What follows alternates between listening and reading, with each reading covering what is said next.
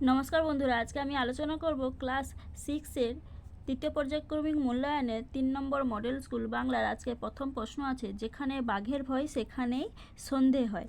তারপর আছে, পাঞ্জাব থেকে পালিয়ে দক্ষিণ কলকাতায় যতীন দাসের সঙ্গে দেখা করতে আসেন ভগৎ সিং। হাবুর বিপদ গল্পে সুধীরবাবু যে বিষয়ে রচনা লিখতে দিয়েছিলেন সেটি হলো বাংলাদেশে বর্ষাকাল। সিসিএইচ দলের প্রতিপক্ষ দল হলো রূপলী সংঘ। ন্যায়ের বিধান দিল রঘুমণি। ড্যাশ গ্রামগুলি দেখা হয় তীরে, ছায়াময় গ্রামগুলি দেখা যায় তীরে। দুই জনারই মাঠেরে ভাই সমান বৃষ্টি ঝরে। যে বিজ্ঞানীর নাম তোমরা কিশোর বিজ্ঞানী কবিতায় পেয়েছ তিনি হলেন নিউটন। তারপরে আছে, যে ক্রিয়াপদের দ্বারা বাক্যের অর্থ বা ভাব সম্পূর্ণরূপে প্রকাশ করা যায় তাকে বলা হয় সমাপিকা ক্রিয়া। যিনি রোজ সকালে হাঁটতেন, এখানে ক্রিয়ার কালটি হলো নিত্যবৃত্ত অতীত। সে বলে এটি হলো, এখানে হবে অকর্মক ক্রিয়া। রিক খুব ভালো ফুটবল খেলে, এটা হচ্ছে গিয়ে সরল বাক্য। নেতাজি সুভাষচন্দ্রকে চেনে না, দেশে এমন কোনো ব্যক্তি নেই, এটি হলো নংথক বাক্য। ড্যাশ বাক্যগুলিকে আর ভাঙা যায় না, মৌলিক বাক্যগুলিকে আর ভাঙা যায় না। সারা মাঠ কেন অবাক হয়েছিল? এই দেখো, সারা মাঠকে অবাক করে দেওয়ার মতো কোন ঘটনা ঘটেছিল? এখান থেকে এইটা। সুধীরবাবু হাবুকে রচনা পড়তে বললে সে কী রকম আচরণ করে? হাই বেঞ্চের ওপর রাখা একটা খাতা তুলে পড়তে আরম্ভ করে। তোমার মতো মহান বিজ্ঞানীর জন্য, মহান বিপ্লবীর জন্য একটা কাজ আমায় অবশ্যই করতে হবে। এই মহান ব্যক্তিকে, মহান বিপ্লবী হচ্ছে ভগৎ সিং। হুঁশিয়ার হয়ে দেখলাম, এটা কি, এটা আমি কোথাও খুঁজে পাইনি। তারপরে দেখো, উদিল যেখানে বুদ্ধ আত্মার উদয় হয়েছিল কেন? বুদ্ধের আত্মা কোথায় উদয় হয়েছিল? মানুষকে মুক্তির পথ দেখানোর জন্যই ভগবান বুদ্ধের আবির্ভাব হয়েছিল। মোর মুখ পানে চায় করুণ নয়নে, কারা কেন চেয়ে থাকে? এই দেখো, মোর মুখ পানে চায় করুণ নয়নে, এখানে আছে। কি আপনার বাণী, একথা কারা কাকে জিজ্ঞাসা করেছিল? বৃদ্ধ কিশোর বিজ্ঞানীকে একথা বলেছিল। কার কণ্ঠে মধুর টান উঠেছিল? এই দেখো, নদিয়া নন্দন নিমাই অর্থাৎ শ্রী চৈতন্যদেবের কণ্ঠে মধুর টান উঠেছিল। প্রযোজক ক্রিয়া কাকে বলে? এই দেখো, যে ক্রিয়াপদ অন্য কাউকে দিয়ে কাজটি করানো বা ঘটানো বোঝায় তাকে প্রযোজক ক্রিয়া বলে। এর অন্য নাম নির্যন্ত ক্রিয়া। শিক্ষক ছাত্রদের পড়াচ্ছেন। ঋষি বল খেলতে গিয়েছিল, বাক্যটি পরে ক্রিয়ার কাল নির্ণয় করে। এটা হচ্ছে পুরাঘটিত অতীতকাল। একটি যৌগিক বাক্যের উদাহরণ দাও। আমি স্কুলে যাই এবং পড়াশুনো করি। সরল বাক্য কাকে বলে? এই যে একটাই সমাপিকা ক্রিয়া নিয়ে গঠিত যে বাক্যগুলিতে এক বা একের বেশি অসমাপিকা ক্রিয়া থাকতেও পারে, কিন্তু সেগুলি অন্য বাক্যের সঙ্গে যুক্ত না হয়ে স্বতন্ত্রভাবে থাকলে তাকে সরল বাক্য বলে। যেমন মাস্টার মশাইয়ের বুকটা গর্বে ফুলে উঠল। গিরি চোখে ভালো দেখতে পারছে না, এটা হচ্ছে গিরি চোখে খারাপ দেখছে। গ্রামের যেদিকে নদী আছে সেদিকেই প্রতি শুক্রবার হাট বসে। এটি কি বাক্য? এটা মিশ্র বাক্য। তাই রোজ স্কুলে আসতে বাধ্য হয়। কে কেন রোজ স্কুলে আসতে বাধ্য হয়? হাবু রোজ স্কুলে আসতে বাধ্য হয়। এই দেখো, এই উত্তরটা হবে। মোনাদা এ খেলায় ক্যাপ্টেন ছিলেন। মোনাদার পুরো নাম কি? মোনাদার পুরো নাম হচ্ছে গিয়ে মোনা চৌধুরী। তিনি কোন খেলায় ক্যাপ্টেন ছিলেন? তিনি সিসিএইচ দলের ক্রিকেট খেলার ক্যাপ্টেন ছিলেন। তা হচ্ছে পিকেটিং করতে গিয়ে ধরা পড়ে যান। কে কত বছর বয়সে ধরা পড়েন? ধরা পড়ে যাওয়ার পরিণতি কি হয়েছিল? এই যে, এর উত্তরটা হবে বিলাতি কাপড়ের দোকানে পিকেটিং থেকে পুলিশের হাতে ধরা পড়ে। আমি যেন চলিয়েছি বাহিয়া তরণী। আমি কি? আমি হচ্ছে রবীন্দ্রনাথ ঠাকুর। কুলে কুলে তিনি কি দেখেছেন?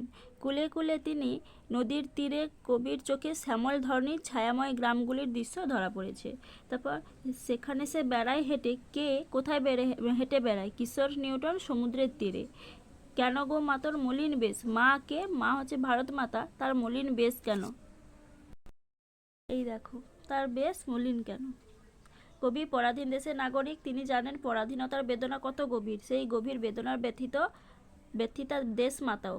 সন্তানের কষ্টের কথা ভেবে মায়ের চোখ আজ শুষ্ক। পরাধীনতার আধার ঘিরে আছে তাকে, তাই তার বেশবাস আজ মলিন। এরপরে আছে চাপকান কি?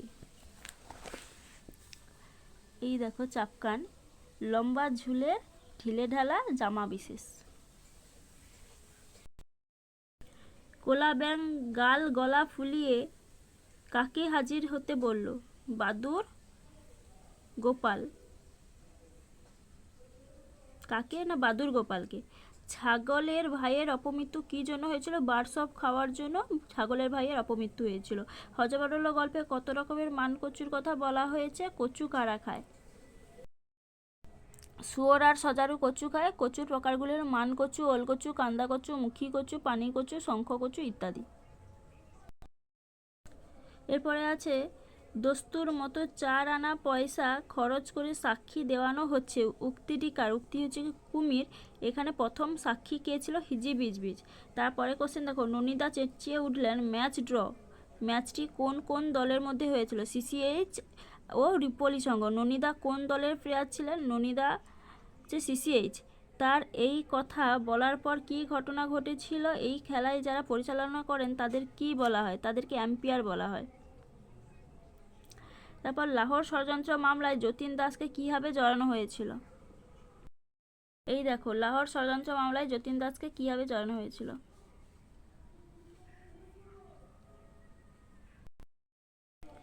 তবে আরেকটু মৌলিক হওয়া উচিত ছিল। বক্তাকে? বক্তা হচ্ছে কি সুধীর বাবু। কোন বিষয়টি মৌলিক হওয়া উচিত? এই প্রসঙ্গে বক্তা আর কি বলেছিলেন? এই যে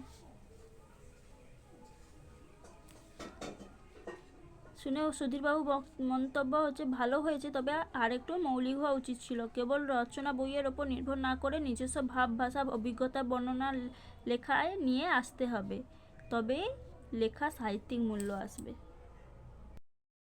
মোর মুখ পানে চায় করুণ নয়নে কার কোন কবিতার অংশ? এই পংক্তির মধ্য দিয়ে কবি কি বলতে চেয়েছেন? এই দেখো, মোর মুখ পানে চায় করুণ নয়নে প্রসঙ্গের সহ উদ্ধৃতাংশের তাৎপর্য লেখো।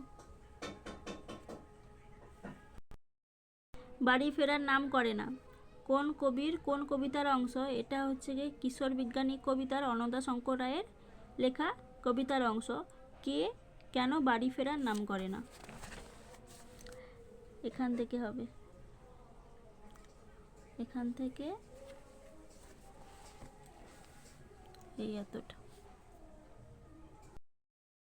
তুই তো মাসেই ধন্য দেশ কোন কবির কোন কবিতার অংশ? এটা দ্বিজেন্দ্রলাল রায়ের লেখা বঙ্গ আমার জননী আমার কবিতার অংশ। আলোচ্য কবিতায় মা কিভাবে ধন্য হয়েছেন?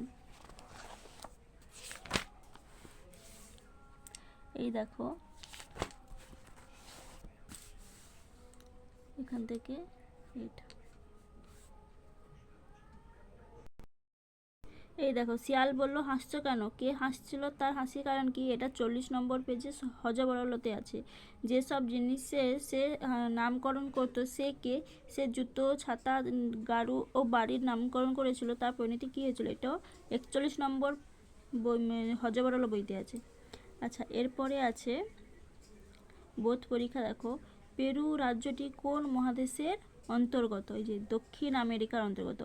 ইনকা সভ্যতার ধ্বংসাবশেষ দেখতে দুর্গম পাহাড়ি পথে যে নদীর গিরিপথ পেরোতে হয় তার নাম কি? যে উরুবাম্বা নদীর গিরিপথ। ছোট ট্রেন থেকে নেমে কীভাবে লোহার ব্রিজ পেরোতে হয়? ট্রেন থেকে নেমে পায়ে হেঁটে ব্রিজ পেরিয়ে যেতে হয়। এই নির্জন মৃত প্রস্তর পুরী হচ্ছে ইনকাদের হারানো শহর। ভিলকাপাম্বা, যার আধুনিক নাম মানুপিছু। দুর্গম পথ কিন্তু আশ্চর্য সুন্দর প্রাকৃতিক পরিবেশ, সরল বাক্যে পরিণত করো। এটা উত্তরটা হবে